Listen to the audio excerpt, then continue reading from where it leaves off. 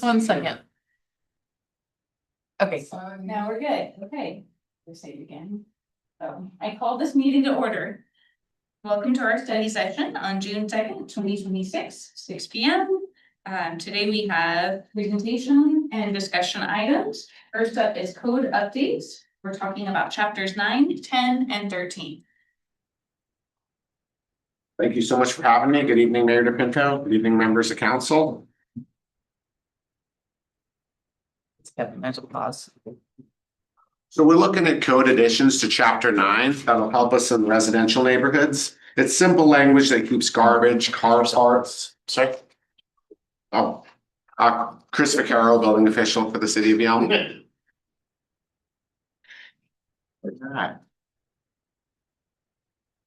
There you go. So we're just working on code additions, simple language that keeps garbage, car parts, appliances, things like that from collecting in front, side, and rear yards. It also helps us maintain tall grass, require people to eliminate the fire hazards associated with that, as well as limiting the number of derelict vehicles that are parked on a property. That's just an example, that's not an actual picture. No, that's not from here in Yelm, no. I didn't want to call no one out, so I picked the picture that I found on the internet. Be professional. Yeah, absolutely.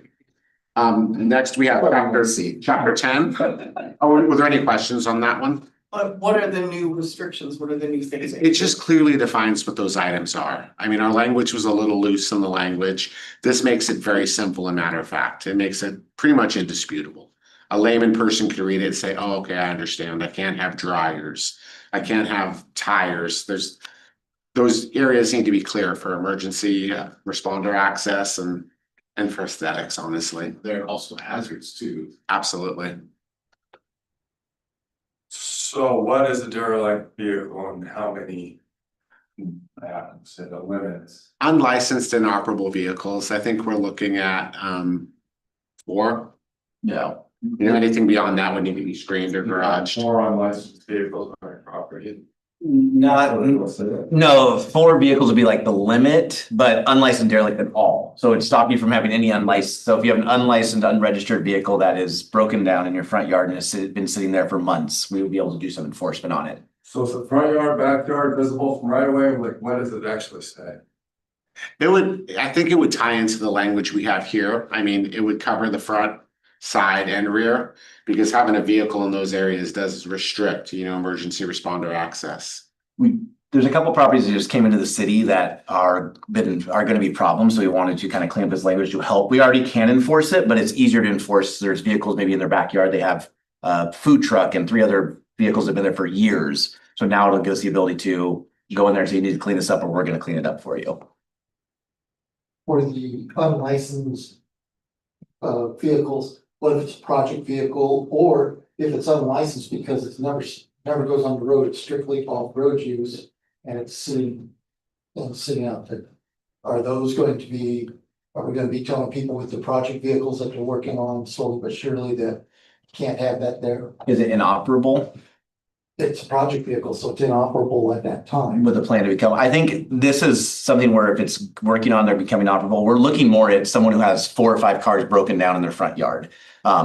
Then we are looking at someone has 1 car that's in their garage they're working on and they pull it out at night to park their car. That's not what it's not here. It's more of a hitting those things. That's why I put a bigger limit on number of cars. So we have some leadway to make it.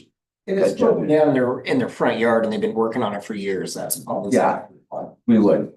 And part of it will be looking at satellite photos and also drive photos to see how long it's been there. So if someone's like, I'm working on it. It's been there for 6 years and it hasn't moved. Are you sure? Yeah. Joe, totally coincidentally, I saw Martin today, the person I connected with you for that gentleman over on Middle Road with the acreage. Would these new rules make it easier to get him cleaned up? Because this constituent is saying was like, you guys don't do anything. You don't do anything. Yes. Absolutely. And not any one property started these things, but some properties helped create these codes. If that answers your question for you. Got it. Thank you. We're also looking at adding a remote disconnect device, similar to what you would see at a gas station. If a vehicle is charging and catches fire, a citizen or even an emergency responder can cut the power supply to that vehicle and hopefully extinguish the fire.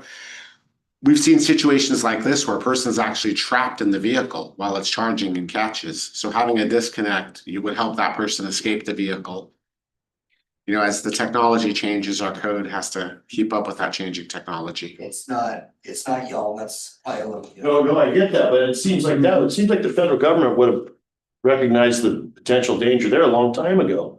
You're telling me there's no requirement for a quick disconnect on EV chargers? I mean, there's a disconnect there at the charger, but when you have those kind of noxious fumes coming off that vehicle, you don't want emergency responders that close. Right. So we're asking for 40 feet, but no greater than 100. If there's an area, say our park, where 40 feet is not possible, 20 is reasonable, but 40 is the desired. Standard code says readily accessible, and just do that. Well, that's what we're gonna do, readily accessible. We were concerned with people tampering with them and not going readily accessible, but we don't want them in a Knox box. We don't want someone to have to wait for the fire department to show up with the key. If a citizen sees it, boom, they can hit it. Hell, I strongly doubt people are gonna tamper with them. They don't tamper with them at gas stations. Any questions on that? I've got one quick question, and I don't need to back up, but just curious on the code change in reference to the nuisance property and the vehicles. Is there a limit on the amount of vehicles any particular property can have, even as far as even functioning registered operable vehicles? We've been floating some ideas around. 4 is kind of the number we've been saying of licensed authorized vehicles, and more than 4, then gets to possibility of a nuisance. Doesn't make it an automatic nuisance. We know people have people coming in and out of town. So we're working on what language to write to if someone has, hey, I have family in-laws for the next 4 days, so I'm gonna have 5 vehicles here. What can we do to help them? Is there a consideration for the size of the property as well, I would imagine? There is, because we also have code where you're not supposed to park on grass, you're not supposed to park on gravel, you're supposed to park on improved areas. And most of the homes that we're addressing are cul-de-sac neighborhoods where you can't fit more than 4 cars anyway. Unless you're garaging them, or if you pave the extra area for RV parking or something to that effect. So it's really not that dramatic of a change, honestly.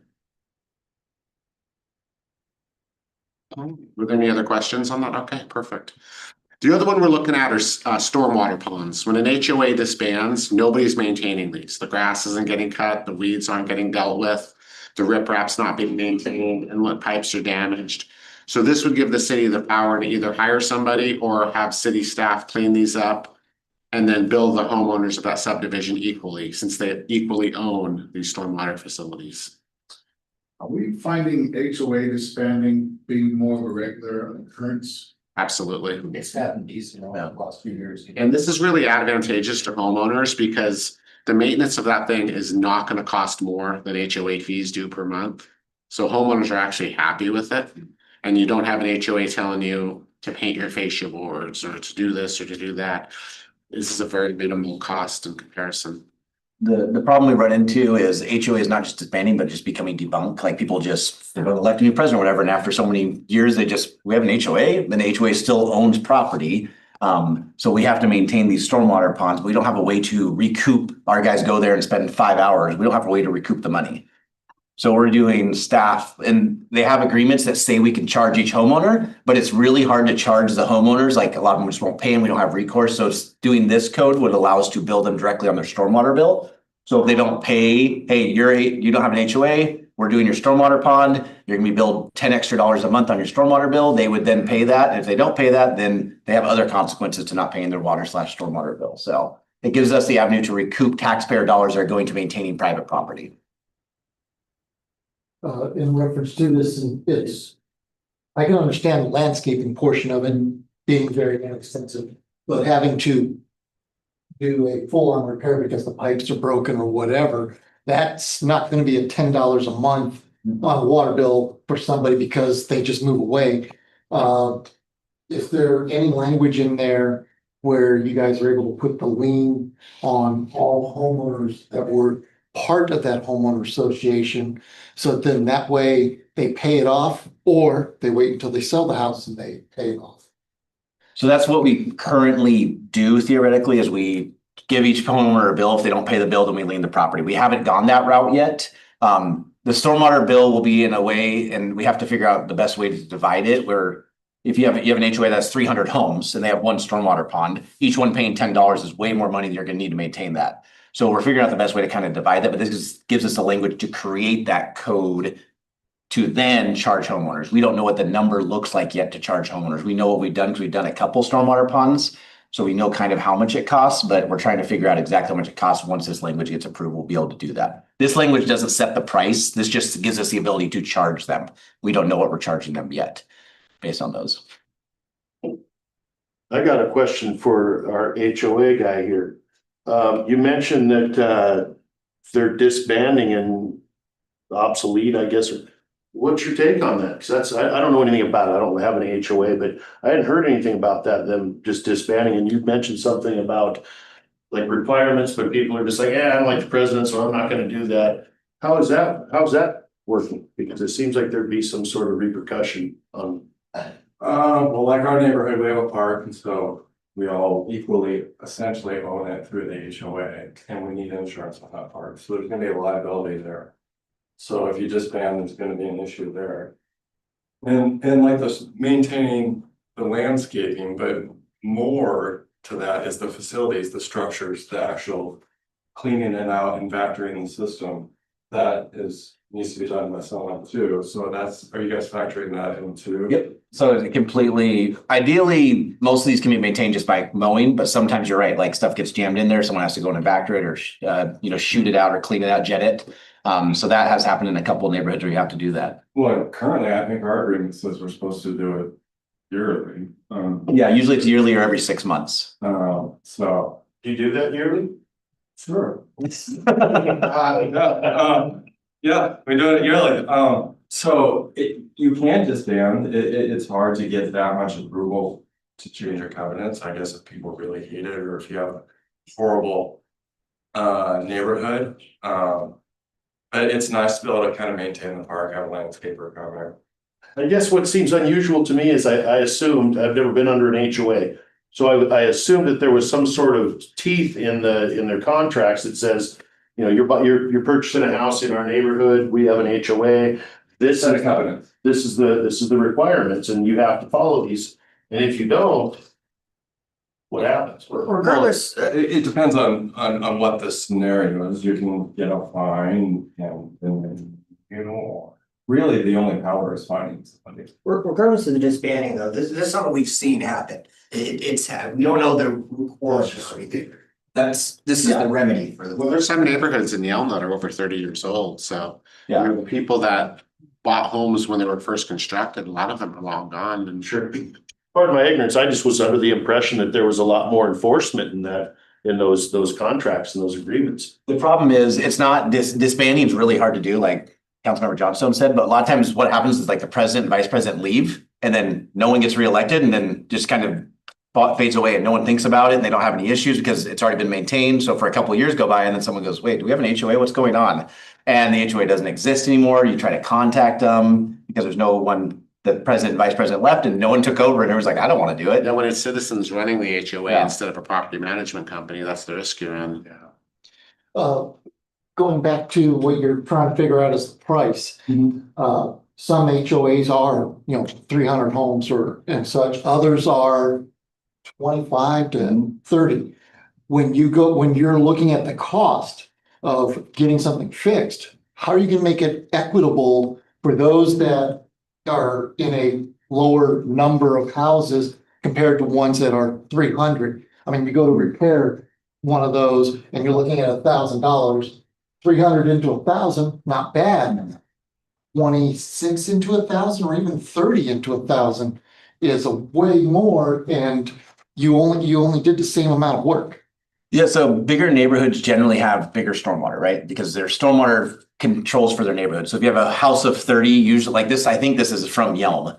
This is the one I can think of. 19 Yeah. homes. So there's 19 homes and that's their stormwater facility, how small it is. You go to Tomaterra, they have 600 homes and their stormwater facility is bigger than this building. They have 3 or 4 of them. So usually stormwater facilities match what you're talking about. Some don't even have stormwater facilities because it's all underground. So that will kind of set the price in terms of size of it for the facility is normally sized for it. When we did this one, it was how much do you remember? 400? I think it was $800 amongst 19 homeowners. So when you break that down, it's $40 per homeowner. Yeah. And that's over, we had to do it once and now there's a homeowner maintaining this because they go, hey, I don't want to pay this again. So now a homeowner's actually going out and mowing it, which that's what we want. We want them to maintain it, but giving them some teeth, hey, you're now gonna have to pay $40. We'll spread it out over 12 months, but every month you have to pay up to that. And it doesn't equal a lot, but at least recoups taxpayers' money. Because right now we went and taxpayers paid for that. They then reimbursed us. But if they don't reimburse us, what's our recourse? So we want to make. It's not a service we wanna do, but it gives us. But I'm curious on the equitability. I mean, what happens if one homeowner gets their bill and they're being charged $50 and another homeowner is being charged $30 for the exact same kind of service? It's not, I'm looking for that equitability of, I know you can't make a profit, but somewhere along the line, we have to make it so that this is the cost. There is no. The charges will be based purely on what the work is done. We're not gonna, if it's $600 to do the work, $600 divided by whatever they have. If it's 3,000 divided by, it's whatever it costs to do the work. We're not gonna charge them more than the work costs. So the equitability is they pay for what the work is that we did. We don't want, theoretically, if we have city crew go out and work on private property, we're gifting them whatever taxpayer money that is. So they have to be charged whatever it costs us to do the work. Now, if it's a small pond like this and it's $800 over a year, great. If it's a huge pond and there's 500 homes and it's $3,000, that's what it is, because we want to recoup the taxpayers' money for maintaining private property. That's our goal. So the other thought is, I mean, this HOA, when it was in existence, was $75 a month. That's $900 a year. That's a lot more than they're gonna pay to maintain this. We have this money that we're trying to recuperate for servicing these stormwater ponds. Half the time I drive by when there's a heavy rain, I never see water, stormwater in these stormwater ponds. I see stormwater on the road. So when we're servicing something, how do we confirm that we're serving something that is actually operational? So is there a way to confirm so is this stormwater pond even operational? Because half the time I see these stormwater ponds that we're supposed to build to gather overflow. Yeah, so these are designed for what's called 100-year flood or 1,000-year flood. It doesn't mean every 100 years you get one. There's 1 in 100 chance every year it happens. So they're designed to take that. One thing we do when we check these, we check the inlet pipes to make sure they don't need to be jetted. Because that's a lot of times what you'll see. They'll be clogging on somewhere on the pipe and it won't get to the stormwater pond, and that's where you see the flooding issues. So we always check for the pipes to jet them. And then we clean out the riffraff, the other stuff that's blocking pipes or blocking the drainage. So stormwater pond is not operational, say it's clogged, is it fair to go ahead and charge service? If it's not operational. If they're not gonna do it, we can jet the pipe and we can charge it. And it's not super expensive to jet a pipe. Like you have a company blow it out and it goes. I just don't want to be servicing something that doesn't work. True, and they are all designed, they were built Right. with stormwater in mind, with the manual in mind to do these things. So they're designed to take the stormwater from that neighborhood to bring it onto this. Seven and have to get Moses so I can cross the Red Sea. Yeah, if you're drinking at 507 tap room, yes, that's different though, but. Are there any situations within Yelm that there is a retention pond that isn't in an HOA or, obviously I have one business property wise, but I mean, as far as residential, are there any? So what does that look like as far as this discussion we're having? Because obviously are you going to, if you have a retention pond that needs attention, but if there's no HOA, city goes in and does whatever repair work, say it's $1,000. How does that work as far as are you billing that out to the? So if we use this one as an example, let's say $1,000, 19 homes, $1,000 divided amongst the 19 homes, everyone would pay their share of it.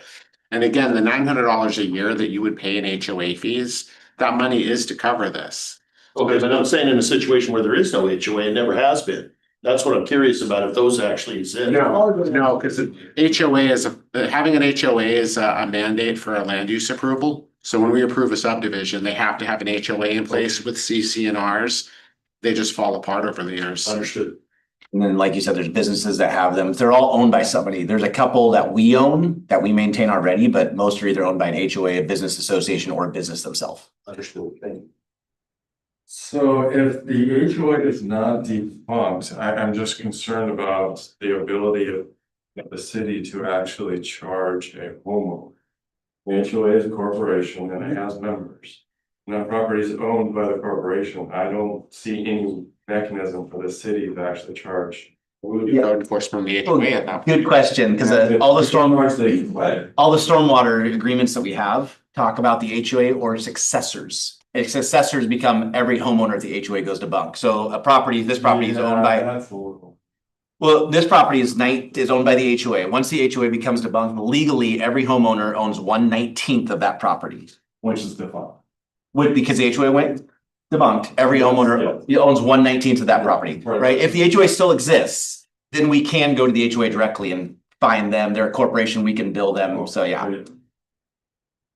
What about people who are renting in the house and you're now charging them something that the property owner should be paying for?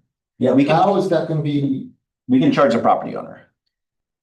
The property owner is ultimately responsible for if the homeowner leaves, if the renter leaves, the property owner is ultimately responsible for the water or sewer. They don't get to go ahead and hook up a new tenant and go, hey, I'm not gonna pay my old water bill, the home. And I mean, you can talk to anyone that owns property in town, they're nodding their heads. They're ultimately responsible for the water, sewer and stormwater bill. And I understand that, but I'm saying if the Smiths are move into and are renters of the Jackson's property, and you go in and do work and you charge the Smiths through their water bill, they're not the property owner. They're not the ones responsible for that. And so how does that get worked out? The Jacksons are ultimately responsible for the water, sewer and stormwater bill because they own the property. If the Smiths left tomorrow, the Jacksons would have to catch I up know that. they're living in there. Correct. They're still paying rent, they're doing everything, but then they're the one that the water bill's name is in. So you're gonna charge the Smiths and they're gonna have to figure out how to get the money back from the Jacksons. Yeah, I mean, that's typical tenant landlord where a tenant gets something or does maintenance and they try to get their money back. It's very typical in a tenant landlord relationship where there is those negotiations where, hey, I'm gonna fix my door. You gotta take $10 off or come fix my door for me. So it's something where they'll have to negotiate, but they'll figure it out. Right, Yeah. that's something that somebody else did. That is not, the municipality came in, did the work and turned around and went, oh, we're just gonna go by the water bill and. Yeah. And because if there was a homeowner association that was still active, the property owner is the one that would be responsible for making that payment, which would be through the mortgage or however they do it. And their rent would be based upon that cost. But now you all of a sudden are telling a tenant that you're gonna pay what your property owner is supposed to be paying because the homeowner association went debunked and nobody's collecting the funds. I know, so this isn't like, we're just gonna go in and clean it. There'll be multiple letters to the owner of the property that this is happening, that you will be charged this money. It's not, hey, we're going in and cleaning it, here's your new bill. They'll have multiple chances to remedy the situation, the homeowner will. And then the resident that comes in or the renter that comes in will know of hey, you had multiple chances, this is your responsibility to pay for, I'm paying it, now I'm taking it off my next month's rent. I mean, that's what they could do theoretically. I'm not a lawyer, but I've seen those kind of things happen. Like to wrap up this conversation, because I think that those are kind of the weeds of what we're actually talking about. Changing the code language. So if there's more questions, by all means, I know everybody is available. Terry, did you have a quick question? I just wanted to point out, maybe that people don't step up and do their HOAs, but those are entitled to the plat and to the property, so they don't just get defunct. It's the only comment I was kind of, it's still there, still a legal thing, it's part of the process. Right. Thank you. Thank you, Chris. Thank you so much. Moving on to the beautification grant process review. Yeah, he's gonna, it's one. This is also mainly for the council, so. We're on slideshow. So you just take one of someone, already has one. So I emailed this beautification grant out to you with the agenda in hopes that everyone had an opportunity to look at it. When we had the grant applications come before you, there were questions and concerns about some of the criteria. And so I would like to hear from everyone if you have changes you would like to have to the program, so we can work on those now and we can implement those prior to the grant process opening up for next year. So, Exactly what it was, right? this is exactly what we have right now. This is what was approved by the council. And so, I don't have any suggestions other than I would kind of like to maybe, if we kind of went through the application page by page, so we're not flipping around real quick, and we don't have to cover it in detail, we don't. But if you have changes on page 1, if you've had a chance to review it,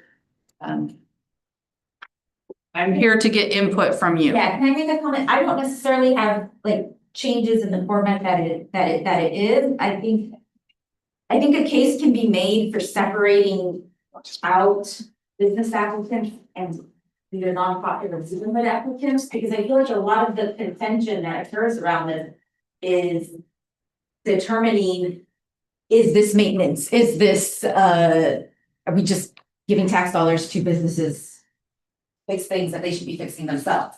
And so from the way I see this is if we can have 2 tracks, it's a lot easier to come up with those decisions. And I do have like some specific sort of languages. When I thought about this, I thought about it as two separate things. And so I just wanted to throw that.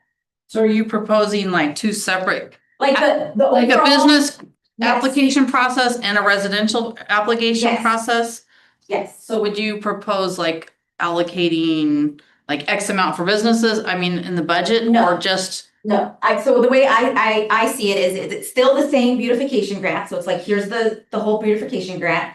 Here's the amount, and then whatever applications we get, they're either gonna be residential tract or they're gonna be business tract. And like we would do any other sort of RFP process, like determining which do they qualify, do they meet, and then going from there.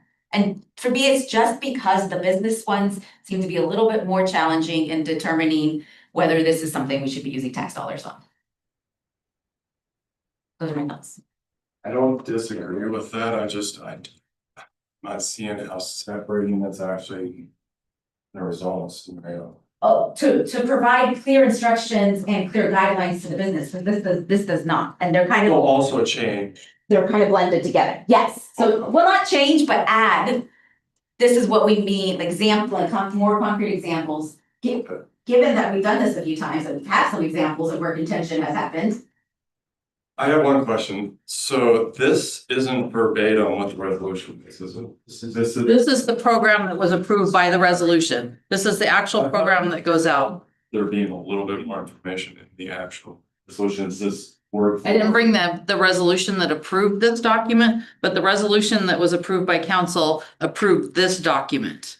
Right, okay, so I think it would be important to go back and actually look, because there were some more pieces of wording that reference maintenance and some other things like that, that made it a little bit more clear for me, and this is more of a synopsis, and it wasn't as clear looking at this as it was resolution. The original intention of the beautification committee was to incentivize firstly business owners to improve the look of their businesses on the main road. For people coming into town, be able to see something clean, beautiful, refreshed, inspiring. And so I think that was always the main focus with neighborhoods and extra things in the background to be like a kind of an afterthought. Would you not agree? But yeah, the primary was. You know, for the- that was the intention. For the businesses to improve. Let's get the main intersection looking better. So I would always prioritize that over a mailbox in a neighborhood. Do you know what I mean? That was the intention of the plan. More of the center of town and not like, cause then we started losing the central, of Yeah, where we it's consider- for the yeah. majority of people that drive through town. To enjoy something better than it is already here. Or to, improve historic buildings, whatever it is. That was the main intention. It's that, has it done that? Not overly, I was gonna say. because those people have to step up, Mm-hmm. you know. I think it has, for a lot of those businesses, I mean. There's, the murals, I think, are a good part of it, making the side of a business a lot nicer, we've seen a few of those now, I think that's definitely a positive from this. But we've also seen signage too that wouldn't have been there, signage And the that people planters in had. front of other buildings, something we created that looks good. It's modernized, I feel like at least a decent amount of signs, there's been at least, what, 2 or 3. Like monument signs that were Yeah. put up that were better than just like a cardboard I sign. think across the middle school is one example, I think that was counseling, The psychology lady. yeah. Yeah, something like that, something that kicks it up a notch, makes it look better. I think the RV is also, couple RV did that. Yeah, but it's your guys' call if you wanna make it more towards something or you wanna, rather. Less wanting to make it towards businesses. I mean, we're purchasing signs for them, like it's a hard sell. Yeah, and I know that I've listened to Councilmember Wood when he talks about it, who I come to agree. I know the purpose of this was, as they say, the broken glass neighborhood. That when you allow graffiti and broken glass and disrepair to occur, it causes a problem for the community because now property owners don't want, they're not willing to put the money in or anything else like that. So what we need to do is we need to find how to go about balancing it. Because as I said, I've heard in Councilmember Wood, some of this stuff is, you're the business person, why are you not taking care of your property and your business like you should be? Compared to somebody who, a nonprofit that might be leasing a space that all of a sudden, that there might be there's a slight difference, because that nonprofit may not have the full funding to be able to say, hey, we want to update the frontage and here's what we want to do. But a business should, I mean, that. This is different than our nonprofit grants that we No, do. this is the beautification I'm talking about, that so if the nonprofit is sitting in one of those buildings and they go, look, we want the area that we're responsible for, we want to take better care of, we want to put out a planter box, one of these things. We've talked, they've talked to the owner of the property, they've talked to, but they can't get the funding for it. They come to the city and they present applying for the grant, just like anybody else can, like a business can. It's different for No, you're talking- it's different. But they're all taken into consideration when everything's put on numbers. Reimbursement though, it has to happen, this is an incentive for them to do the work, once the work is completed and accomplished, then the reimbursement comes, so they have to come up with the money on their own first, the reimbursement's not guaranteed. So we gotta remember that detail. Yes, protocol. I think that there's, I think where the contention comes is we don't all agree. We come from all different paths and that's kind of the way it is. I feel that our contract is written beautifully. If there's specifics, I think that that's what Kathy is really asking of us because it seems to come down to that. So we can have a different opinion and all have different opinions. And that's what makes us beautiful, right? But do you want language changed in here to simplify and help us to come to a different conclusion in the future? Is it your opinion? Or is it? Definitely mine, because it it was the opinion of the people processing the applications over the summer that. Something that I thought was very clearly maintenance and not allowed, was allowed and argued against that opinion. So I definitely. They should make it very clear that deferred maintenance is not the responsibility of the city. It does say that in here. I would like to see City of Yelm will be offering grants to businesses. Maybe nonprofits, community groups and neighborhoods for me would be last. I can make a grant for my house, nobody even knows where I live, nobody's gonna ever see my house where it is, so I don't think I deserve a grant. And that's fair to say. And we did have a neighborhood. We did And have a one, way. which got approved because there was no one else that was in line. So I'm just saying. The councilors, how did they voted on it? Yeah, In a couple of neighborhoods, there's one that had the trail, so that there was a walking trail that was secured so that Right. kids could walk to school. right, that's different, but I would just say the local businesses. I wouldn't call that a beautification grant, I'd priority. call that a public safety grant. If you're gonna approve, put something for the purpose No, it of was the same. That's safety. that's- Personally, I think that this is gifting of public funds. I'm desperately looking through here and trying to understand how it is.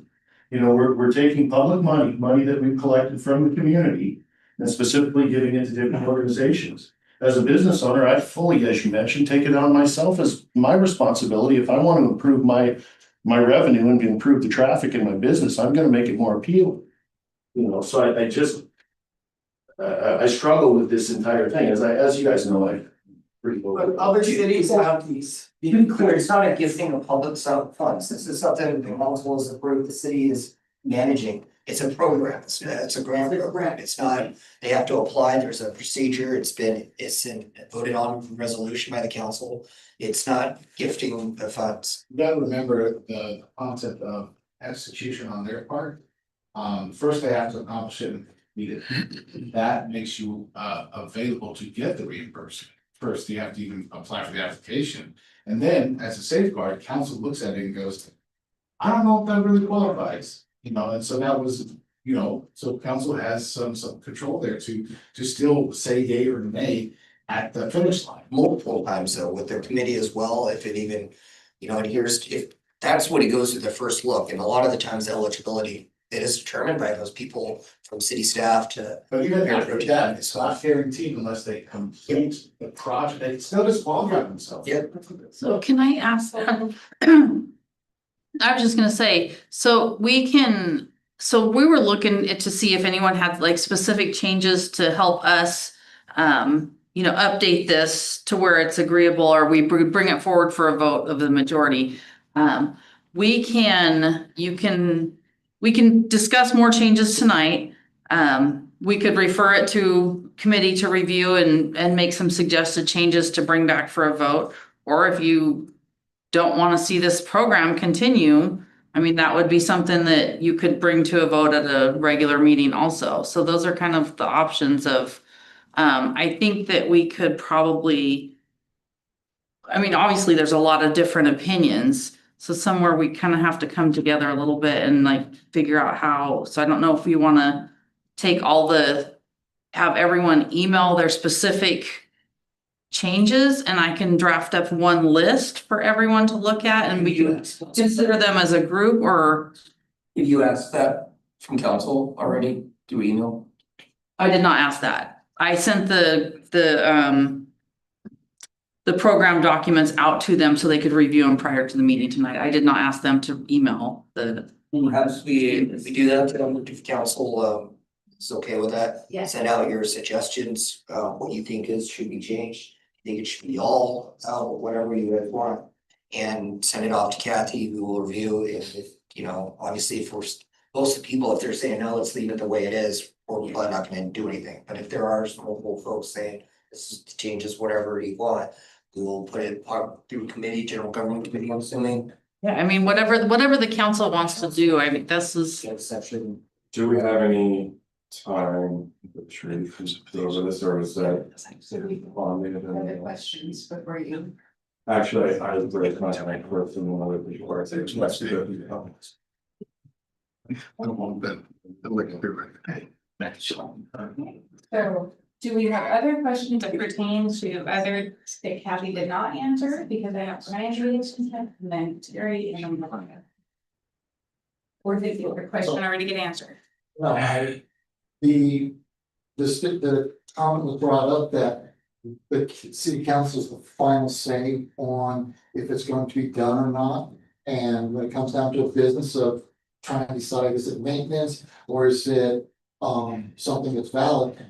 You can look at last year and this year, it's already shown a difference. Last year, something was approved. This year, it was not. And to me, they were both they're both in the same situation. The reason why this year that was given for it not being done is everybody said, that's insurance, that's their responsibility. Same thing as last year, the one element that got funding was also insurance and such. It's their responsibility. And so that's the problem I have, is that we don't have consistency. Because it's based upon opinion and there's not this is the cut and dry. And that's where I have problems, that we don't have that cut and dry. So please help and email any changes that you have for Kathy. Thank you. Terry? My comment would be, I would prioritize businesses because that's what most people see. And for me, a clear example is if Steve Craig had no awnings on his building and he did some research and he did some whatever, and he said, you know what, city? This building would look amazing with these awnings. I wanna apply for this, I would say 100%. It beautifies, it's different, it's new, it's creative, approved. If you're just fixing something, no, but something new, something that improves your building is clear as day to me. That's all I'm gonna say. Thank you. I just wanted to go back to what Kathy asked about what we want to do. I do have some language and some criteria that I wrote out, but I wanted to hear what the group's kind of vibes were before, but I will certainly email that to you. Of how to make it a little bit more clear cut, because I think we're not being fair to the people applying for this, when there is such ambiguity between, oh, well, last year they did this year they did, it's just whatever they're feeling like doing. Thank you. Sure. I think there's always gonna be, when you have procedures and policy, and then you're always gonna have a chance to make things better. And so we're gonna look at this again next year, and we're gonna probably find something else the year after that. And this is how things go. This is why we amend rules and laws, because we found out, oh, we missed a mark. Then eventually you have chapter 2 on section C, on numeral 1, because we find ourselves in these moments. So be prepared that in the future, this will continue. We're not gonna have a fix all solve all at once. So put in your input, send it to Kathy, and we'll deliberate some more, because I think it's fair. As we get new people on council, we will see more things that hey, I was never gonna happen, I don't like that. And that's okay, that's why we have these things come back and do that. So be prepared to always, this is why we do this, so. Hey, the final thought. May I give a final thought on? You may. I sense it. Hearing from my council saying there are a lot of different perspectives on this. And there's some definitely I do agree with one of the something I heard was, it's not fair for one person or one group to another.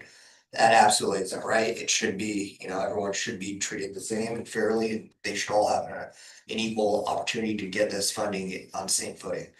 And so we will, listen to your suggestions, and we'll take it back to council retreat with kind of all the different options that council's brought to us. And we can have a small discussion at that point, or longer if we need it, and come up with a solution after that, whether it's to committee or to another study session for an actual solution that we think works out. And so. Perfect. Okay, so then, do you have anything else to share? I will send an email out to all of you, and if you would reply with your comments, I'll put one list together. And then have it available so that you guys can go over that list at the retreat. So I'll just put everybody's comments into one list. And then you guys will have that to review, and we just want to make sure that we have everything in place that you guys want, or we have the majority, so that when we get applications next year, we're not at the point of reviewing applications and having things not be clear. So thank you very much. Okay, thank you, Catherine. And then we'll be moving along to 640 acres development agreement essays. Oh, we got a couple hours saved up for this. There we go. Okay, so I'll try to summarize where we are, what the next steps are in regards to our master plan community up there with Blue Fern. Next Tuesday, you will see in your packets this week a professional services agreement that we'll bring forward. We did talk about it at the General Government Committee last week with the plan to bring it this week and then vote on it next Tuesday. So we are in a development agreement negotiation. Essentially, this is a 300-page roughly document with Blue Fern that will essentially dictate how things are done for the next 25 years up there. So we get one shot to really get this right. When I talk about the development agreement and when I say about getting it right, it really comes down to who's paying for what, who's responsible for what. And it's not just right now, it's literally for the entire build out of this master plan. So this size of document is new to us. This is not something Cody and his team is used to reviewing. The city's never had a Right, we've had development agreements, but nothing to this magnitude. So anyway, we've spent tons of time kind of reaching out, trying to get some new eyes on it, some help to know what is normal, what's not normal, what is a good agreement. We've looked at other development agreements for other master plan communities, and some of them are 1,000 pages long. They're even bigger than ours. A lot of cities, or at least the ones we've looked at, have used like real estate attorneys to represent their side of the negotiation with these agreements. Tied into our development agreement is also our incremental financing options that we've been talking about, whether it be a TIF or a CRF. Both of those are incremental financing options. All of which there's a lot of questions that surround what type of financing can we use? Does it work? Will it work here? What does it take to get incremental financing in place? There's a lot of moving pieces to that. And what we have found is that there aren't a lot of people who are overly familiar with this type of financing. Our bond attorney is familiar with that type of financing, but not something they are extremely well versed in. And so at the recommendation of our own city attorney, at the recommendation of our bond attorney, they've encouraged us to contract to get some help to help the city go the right way. And so we reached out to Bob Stowe, but we talked to Bob about a year ago when this whole conversation started about a TIF. Bob is known as kind of the expert in TIFs. He has worked with the last 10 cities that have used a TIF. He has helped them implement it, determine if it'll work, how it works, everything. So I'm gonna give you this is the bio for Bob. You can take it home with you and read it and whatnot to see what Bob's done and kind of how he's helped other cities. But I just thought this would be helpful for you to kind of get an idea about Bob. We did reach out to find out if there are really more individuals out there like Bob with nothing. So Bob seems to corner the market on this. So we don't have a choice. Bob's been doing this since 2016. And it's his company is Stowe Development and Strategies. He is a former city manager, I believe in Bothell, and a couple other cities. I'm sorry, city of Bothell, where he was they did some stuff there. And that's really the whole TIF and the tax incremental financing is really new and evolving. Matter of fact, they just made some legislative changes this year to kind of clean up some challenges around it.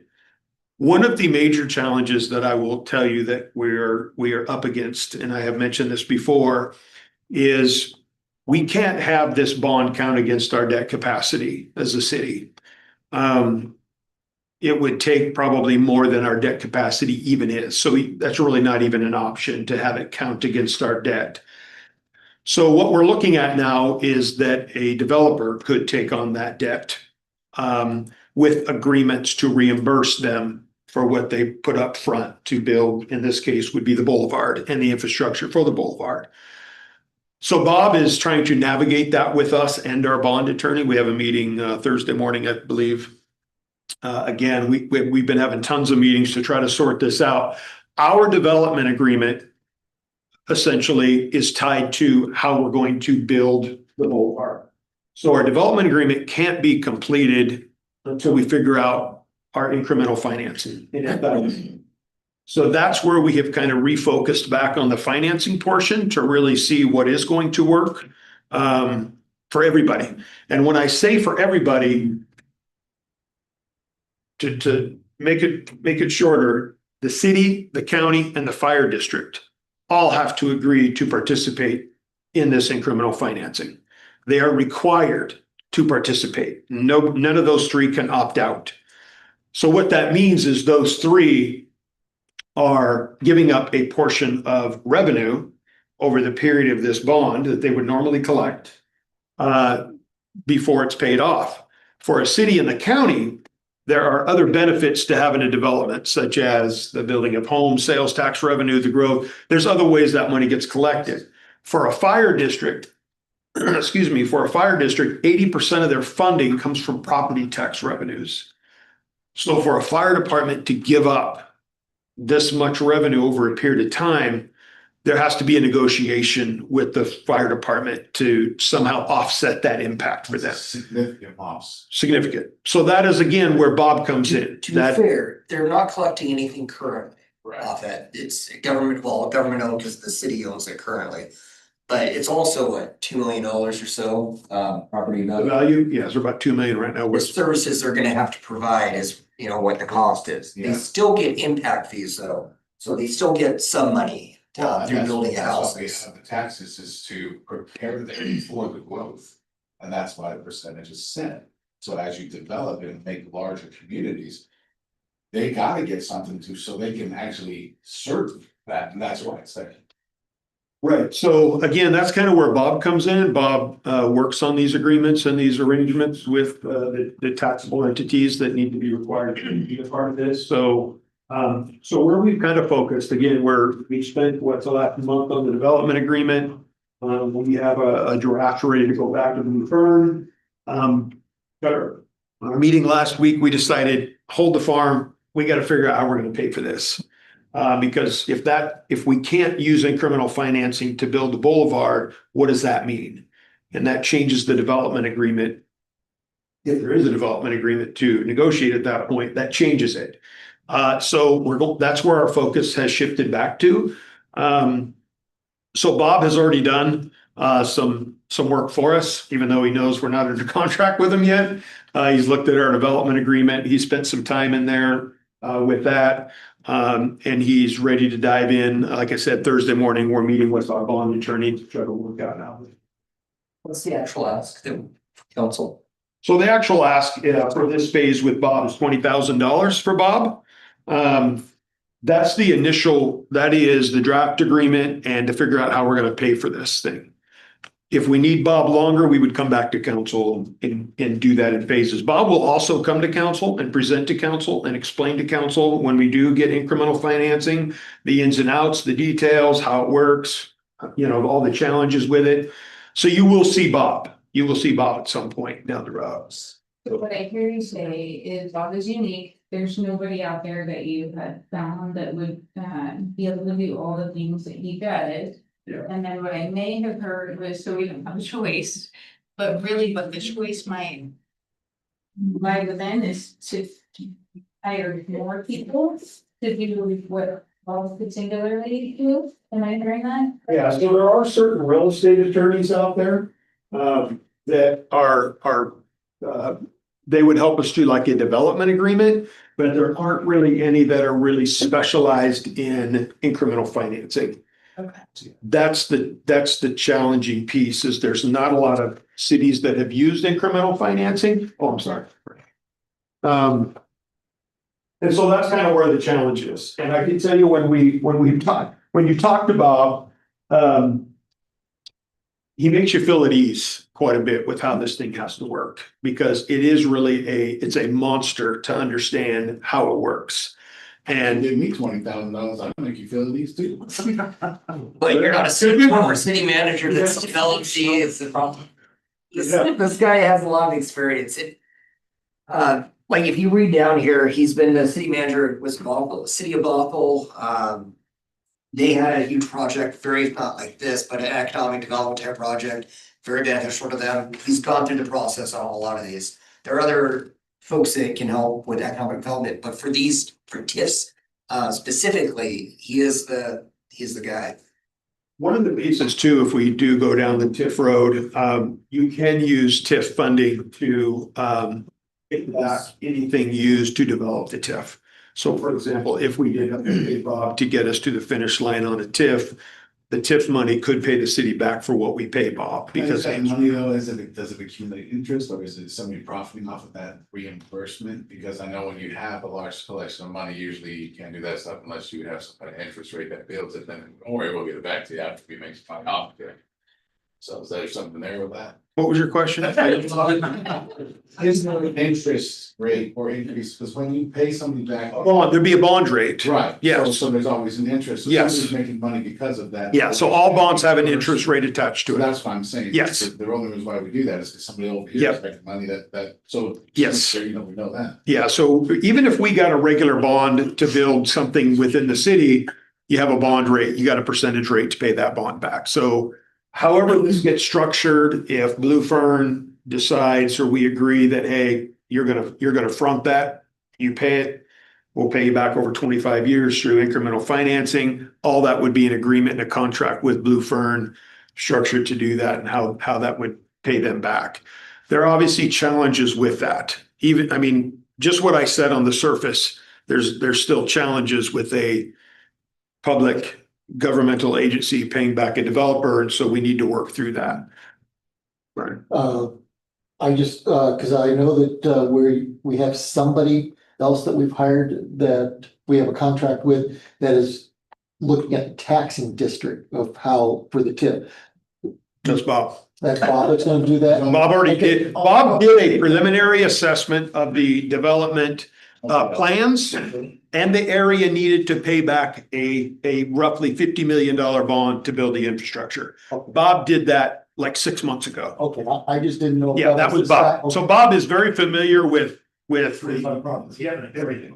Did that 6 months ago? what's that? Did Bob do that 6 months ago? Yeah, How much did we pay? nothing. We didn't pay Bob. Cool, I like that.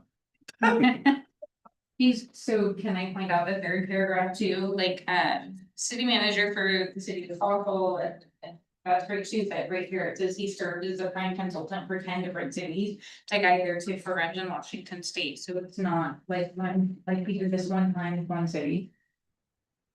Yeah, when you talk to folks, even like our bond attorney, who's been a bond attorney for quite some time, he highly encouraged us to bring Bob on board to help get us through this the right way. And the thing, like for Cody and I, we spend a lot of time talking in the mayor, is the responsibility on this group in here to get this right. We get one shot at it. And it became overwhelming for us to go, listen, we got a 300-page document that's going to spell out how this thing gets built out for the next 25 years, right? That's an overwhelming task. And so we've done our best. We've reached out to, the free advice that we could use. But at the end of the day, all roads have led us back to Bob to kind of get us to where we need to be. All right, Bob's our guy. No. I Bob watches this. Yeah. I can tell you from my experience working, just trying to get my project going, I feel you. I mean, you think you got an idea what's happening until you open the first page and then you're going. Yeah. So yeah, it sounds, and whoever wrote Bob's resume, wow, right? Wow. Exactly. So And you even feel better when you talk to him. Like, listen, like I said, it's one of those things, even you run a project, if you got this much confidence in this guy, because I've talked to a lot of people that, yeah, we can do this, and then nothing, yeah. It's very similar. What's our realtors, the organization?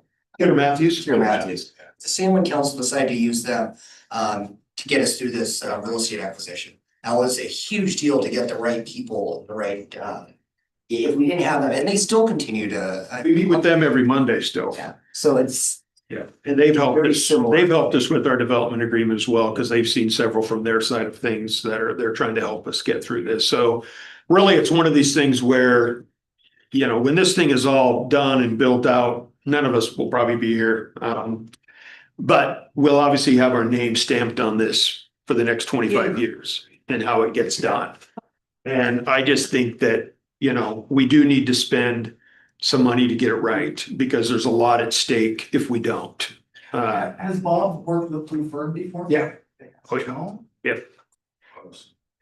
Yep, he's familiar with Blue Fern, and he's familiar with their projects. He's familiar with the different types of financing. I've talked about the CRF and the TIF. He's familiar with where they've been used and how they've been used, and they're slightly different. Some impact taxing districts slightly differently. There's just a lot of variables to each one, and that's what Bob is going to help us say, this is the right one for you, or it's not. And it's not what Blue Fern thinks, it's what an independent third party says, this is best for you. And our bond attorney needs to buy into exactly what we're going to do, or none of it matters. Because if our bond attorney says, I'm not signing off on that, it doesn't happen. And again, this is to help navigate city, county, and fire district. That's part of it. Part of that is the negotiation with that, yes, but part of it is the development agreement itself. And again, the development agreement is a negotiation basically between the city and the developer on who's gonna be responsible for what. And not just phase one, but multiple phases down the road, right? I hear. Yep, so he's helping with that right now. And then once we kind of got that language where we got it, now Bob is switching to how we gonna fund this boulevard. Which is the TIF, that's Yeah. where it gets real. Yep, and Bob says, let's hold off on redlining this DA back and forth with Blue Fern that you could take weeks doing, because none of that's gonna matter unless we have a way to pay for it. So let's figure out how we're gonna move forward with the financing portion, then we can fine tune the DA because they reference one another, right? They're tied together. Yeah. And and even our city attorney, he's like, I highly recommend you call Bob. Because even himself, he's like, listen, this is bigger than us. This is something that, and a lot of the cities that have done a TIF and even a CRF, these are large cities. We're talking Spokane County, Walla Walla, Richland. They got attorneys. I mean, they have people, right, that have kind of got this. Yes. I just want to say, and maybe this is closing out the conversation, but I just want to say that I really, really, really applaud the city. I applaud all of you for recognizing when you could be out of depth and for getting the right people in the room. That there's so many things go wrong when doing sort of anything like this, because we can't recognize that we're out of our depth. And I applaud you guys for that. Yeah, thanks. We have great staff and they do a good job for us, but this is beyond what we've been, beyond expectations for them. This gentleman here does this for a living. We don't have a TIF attorney, or a TIF bond consultant on staff. This is what he does. I don't think I could have done that for it. Just didn't want to. So next Tuesday you will see, and just to be transparent, the amount that we're paying for Bob does not necessarily require council approval. The mayor can sign that. However, we all agree, I think everyone would agree in this room, that Bob could be with us for a while, right? This could be a longer term relationship with Bob if we continue down the road and continue to hire Bob for different phases of this project. And so, and plus you're gonna see Bob. Bob will be here at some point talking to you, and I think it's obvious to be very transparent, and this is what he's doing for us. And it's important that the council supports, what we're doing with the money and how we're using it. So anyway, I just wanted to put that out there, so. Yeah, thank you. Anybody have any other questions? And hands I did not see. Good. All right. Wow, downtown Dayton in the 1980s. Yeah. Just one more thing too, while we're on the 640, is Cody and I are actually going to Rainier School District work session next Wednesday. They've got they've invited the public to come and comment about our project in Rainier boundaries. It's been blowing up on Facebook a little bit. Is it Rome Street? In a good way or bad way? Well, they're very negative towards expanding Rainier School District. So we're actually meeting with the superintendent Thursday to go over some ground rules on what we're gonna be a part of and what we're not. We're not there to discuss this development. That's irrelevant. That's not up to their people in Rainier to decide that. Really what they need to decide is whether they want to keep it in that area in the Rainier School District or not. And there's a process to transfer it, as they all know. But yeah, people are very outspoken, and I would imagine most of the people there are going to be very opposed to Rainier expanding their school district. Can we get Bob there? So we'll brief you at the council retreat on how that went, because we will go 2 days before to the Rainier, and then 2 days we'll be down there with you guys to let you know how that battle happened. Okay. Battles continue. Don't you miss this? Yeah. Mayor's report. We've already covered the 640 acre updates, I won't go back into that, or you won't go back into that. But I will talk about a little bit about council retreat, we are gearing up for that, Kathy's been doing a lot of work. So is Todd on that, the rest of our directors on what they're gonna be doing, what they're presenting to council and what the agenda looks like. A reminder, we are gonna have a facilitated portion on Saturday morning, that'll be with the EDC.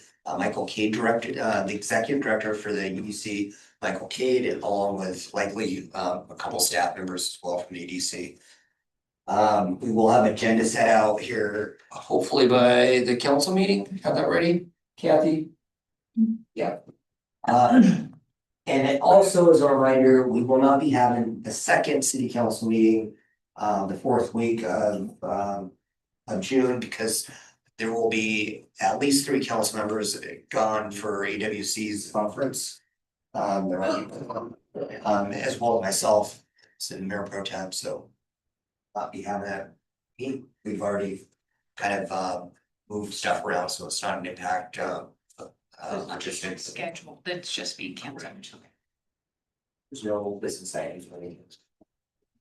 Other than that, I think that's it for me, unless you have any questions. I've got an incentive. Oh, moving on. Yes, Incentive. I had a couple of different citizens that mentioned to me the concern about the 5-corner intersection there coming off of Bald Hills. Where it comes in and kind of takes that turn. I guess the lines have gotten pretty much non-existent, so we've got people expressing concern about, potentially running into one another. So as I mentioned it to Cody, it's. I don't think we're gonna be replacing that because of There's a small thing we're gonna do just to kind of get it through for the next 6 months until the project starts. So yeah, we have a little thing. It's gonna be, you'll be able to see the lines. Yeah, good deal, right, good deal. Good stuff. Thank you. Council initiatives. Yes, ma'am. I have one. I wrote it down because you'll make me nervous, so.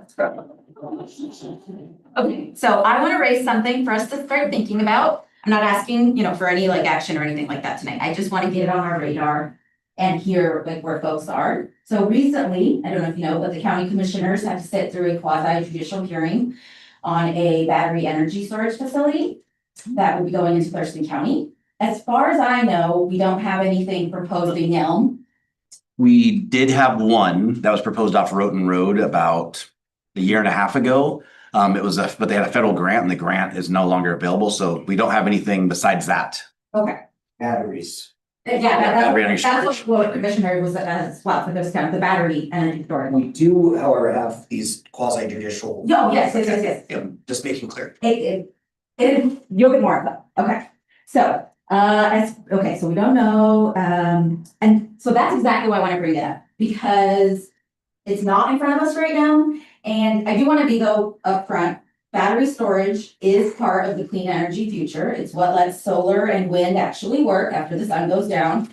And it gives us grid resilience when storms or wildfire take out lines. So I'm not against these. But these facilities really, they do have some sitting questions, things like fire and thermal runoff, and then how close they sit to houses, and the water and the power that they can draw. So right now, I don't think we have anything in our code that speaks specifically to these facilities, to battery facilities or data centers. So there's some things, we don't have anything specific, but there is some fire code stuff that we used on that one specifically when they came in about how far they had to be from residents and the fire control plan they had to have before we'd approve it. Okay, so I want to make sure that we're protecting our neighborhoods and our water. So I think the time to kind of figure that out is before we're sitting in a quasi judicial hearing and we don't have any standards to point to and we don't have anything to kind of say. So I'm not, proposing anything tonight. I just want to ask, is this something that we want to take a look at getting some sort of city standards in place for these specific types of facilities? I think before another person comes knocking at our door. And I just love to hear initial reactions. So if there's an opportunity to dodge and pull them, let's do it, right? I thought you were gonna go a different way with this. Oh, At the start, when I heard you talk about. I know, well, we brought up the example of Thurston County. yeah, yes, but I thought you were going, first of all, I do agree we should be looking at this and we are. I believe you guys are, planning department is starting to look at different possibilities. Yeah, they want me. Yeah, real quick though, I thought it was the quasi judicial and that's something maybe I kind of want to bring up later, but if council even wants to keep doing that, because I think there's an option for council not to do that. And just have it be set by a different, but that's different conversation, sounds like. Okay. Yeah, so I'll talk about two things. One is so data centers is the thing that's popped up. So we already started to review water requirements. So one of the things we're proposing, it'll come to council, I'm guessing next couple of months, is they have to be on reclaimed water. So their processed water has to be reclaimed water, so it doesn't use potable water, which is a good use of reclaimed water. A lot of times we'll sanitize and go through it. So that's one thing we are proposing. We're also proposing limiting them to industrial district only for data centers, because right now theoretically, they could go in a C3 zone or an industrial. They couldn't go in C2 or C1 because those are required commercial. So that's one thing we're looking at for data centers. Battery energy storage, Matt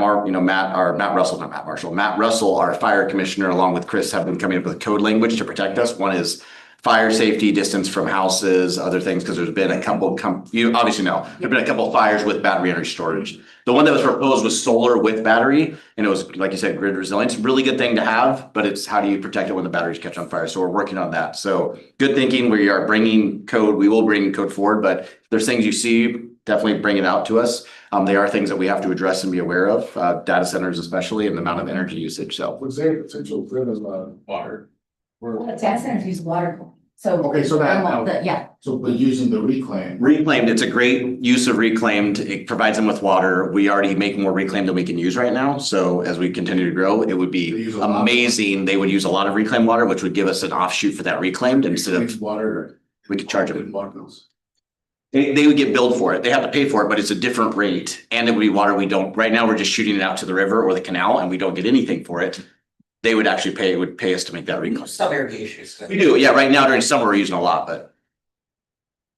Thank you. Any concern about, where it's using that water? Is there any sort of contamination of that water, in the process of being used and cooling batteries, I assume? So what they do is they pretty much purify the water to distill it. They distill it to its purest form and they use that water and they add heat to the water. A lot of times it's a contained system. Once they add the water, they just need the initial burst of water. They do recycle some in and out, but it just adds heat to the water and then they would discharge that water if they discharge it. Just heat. Yeah, it's just heat. There's not really any chemical reaction. Sometimes you have tubing and stuff, but nothing chemical wise that do. And in truth, they would purify our reclaimed water even more.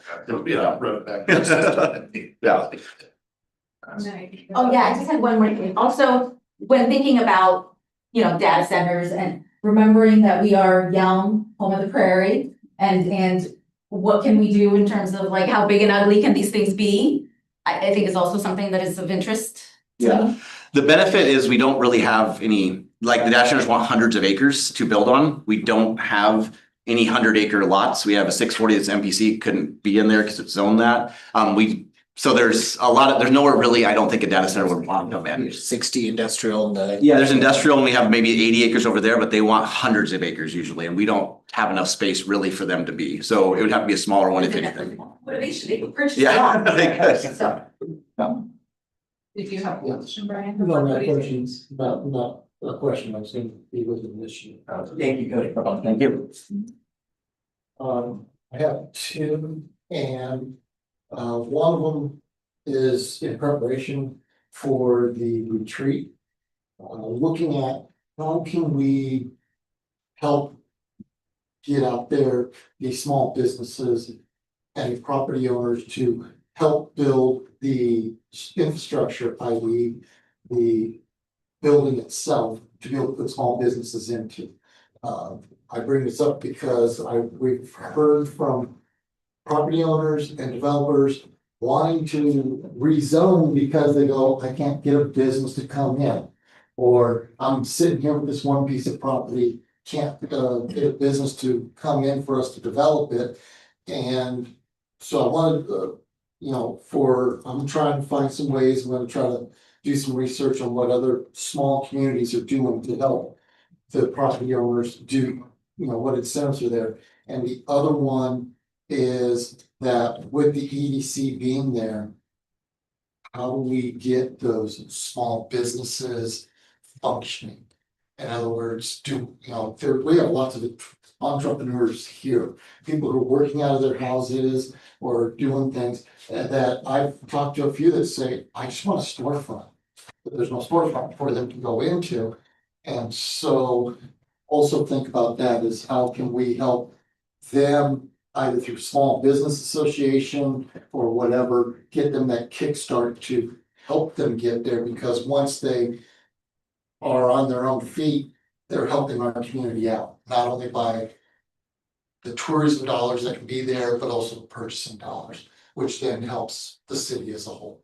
So, if you guys just have those things in mind, if you happen to come up with something, I'd love to hear. I'm right now working on those two things, to find out what can be brought forward. But I think that's the central business district is to me, is a very important part, and I want to try to find a way that we can get that developed and have it start moving forward a little bit more than it has been. Good questions, to bring up, especially to the EDC, we're going to the Council Reed. Thank you. I wanted to ask one more time about an initiative that I asked about 2 years ago. And every time I talk about it, there's a bunch of eye rolling. But if you don't wanna do it, I'm not gonna. I don't know. You're not doing it. Same colors for housing. Oh my God, come on. Does it have to do with painting? Yes. Oh, paint, I, go get it. in the budget was secured 2 to 3 years ago, just to paint simple facades on our 2 city buildings. And it's summertime and it's getting hot, it's perfect painting time. Chris Vaccaro and I wanted to work on it together. And Cody says he hasn't been instructed where to get the funds, but I know they were put aside, so I'm just asking, is this something we can do this summer? The facade, what is that? It's like the front of the building. I'm not talking about the metal roof. Just to paint it? Just paint Yeah, the front part of the building. before I left. Do you remember that? Thank you, Trevor. And some of the trim on the old city hall that we still own. Saying that if we wanna beautify our city, we have to lead the way. I agree. Yeah. Okay, Let's paint. so who has the answer to my question? I don't know if there was a specific budget item that was voted on regarding. There is a line item that money could come out of to do that type of project. I think the big question has been, if we're not going to stay here, if the plan is to build a civic center, city hall, or whatever it is, does it make sense to invest thousands of dollars into this building if we're not going to be here? Depending on how much is gonna be required to paint, I don't necessarily think. We got an estimate, didn't We we? got 3 quotes. Yeah, I don't remember what they were off the top of my head, but we got 3 quotes. Was to paint the metal roof for $30,000, that's not what I'm talking about, and plus, Todd. Will we not still own this building, even if the library's here, it's still a city building that we own? Is Yeah, that correct? when we met with the library, they had some other ideas on how they would paint this building and decorate it to fit their scheme. How And many years will it take to build the EDC? Well, I'm just talking minimal. Todd, you remember, Crazy. when the county decided that they needed a new courthouse?